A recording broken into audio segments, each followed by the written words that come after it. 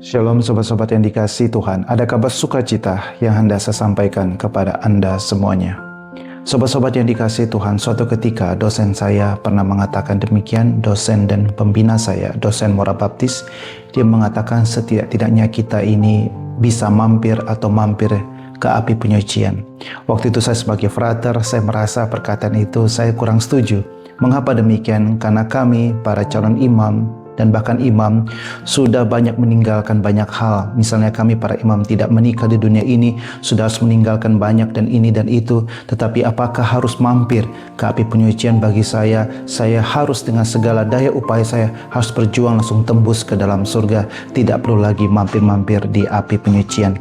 Sobat-sobat yang dikasihi Tuhan, dalam Injil hari ini Yesus mengingatkan para muridnya dan semua orang yang mendengarkan dirinya bahwa untuk masuk dalam kerajaan Allah itu merupakan masuk melalui pintu yang sangat sempit, artinya pintu yang sangat sulit untuk dimasuki.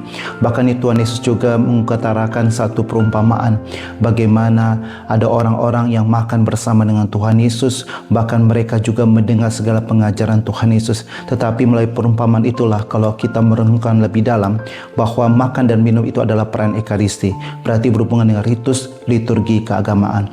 Yesus juga mengingatkan siapapun kita orang Katolik yang ikut peran ekaristi sekalipun dan kadang-kadang tidak menganggap ekaristi sebagai suatu puncak kehidupan, datang ke ekaristi cuma hanya supaya memenuhi kewajiban kita dan kita menerima tubuh dan darah Kristus. Tetapi tubuh dan darah Kristus itu yang kita terima, tubuh dan darah Kristus pada ekaristi, maknanya adalah pengorbanan, kesetiaan, berbagi. Tetapi kita hanya menyimpan untuk diri kita sendiri, tidak kita bagikan kepada orang lain.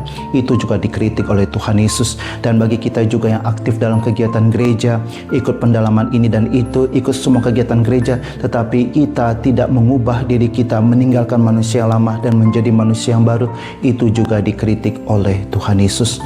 Sobat-sobat yang dikasihi Tuhan, menjadi pengikut Kristus bukannya sibuk hanya mengikuti segala ritus keagamaan, mengikuti segala pengajaran dan katekesi, tetapi kita berani memutuskan untuk meninggalkan manusia yang lama dan sungguh-sungguh menjiwai semangat ekaristi, yaitu pengorbanan, kesetiaan, dan berbagi.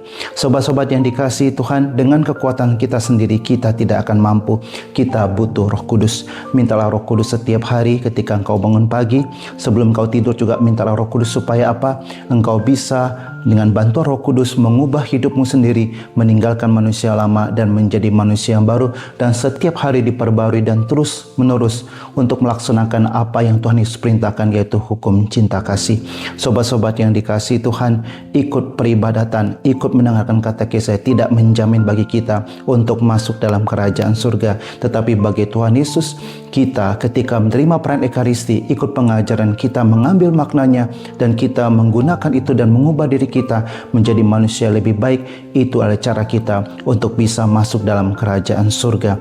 Mintalah Roh Kudus supaya Roh Kudus yang menuntun, membimbing dirimu supaya engkau bisa terus memperbarui di hidupmu dan kelak engkau bisa menjadi manusia baru dan berjalan menuju pada pintu yang sempit tersebut. Shalom, Tuhan memberkati Anda semuanya.